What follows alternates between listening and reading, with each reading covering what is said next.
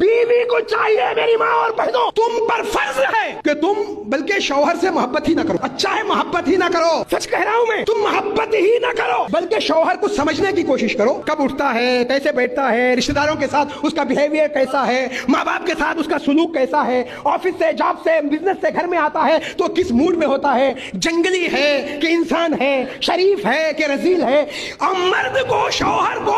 محبت شوہر سے کم کرو، شوہر کو سمجھنے کی کوشش زیادہ کرو۔ اس کا مطلب یہ نہیں کہ شوہر کال کرے، فون کرے تو کہو یا آئی نو یو، نہیں میں تم کو جانتی ہوں، میں سمجھتی ہوں، نہیں، یعنی کہنے کا مطلب یہ کہ بیوی کو چاہیے کہ شوہر سے محبت کم کرے، شوہر کو سمجھنے کی کوشش زیادہ کرے، اور شوہر کو چاہیے کہ وہ بیوی کو سمجھنے کی کوشش کم کرے، بیوی سے محبت زیادہ کرے، بیوی سے محبت زیادہ کرے، بیوی کو سمجھنے کی کوشش کم کرے، اس لیے کہ عورت سمجھ میں آنے والی چیز ہے ہی نہیں، بلا وجہ آپ اس کو سمجھنے کی کوشش کر رہے ہیں یارو، یہ سمجھ میں نہیں آئے گی۔ رسول اللہ نے کہا عورت پسلی کی مانند ہے، تم اسے سیدھا کرنا چاہو گے تو ٹوٹ جائے گی، تو پسلی کی ساری بیوٹی یہ ہے کہ وہ ٹیڑھی رہے، پسلی کی خوبی یہ ہے کہ وہ ٹیڑھی رہے، عورت کا حسن بھی یہ ہے کہ وہ ٹیڑھی رہے، لہٰذا آپ اسے سمجھنے کی کوشش نہ کریں، وہ پیدا ہوئی ہے محبت کے لیے، آپ اس سے صرف محبت کریں۔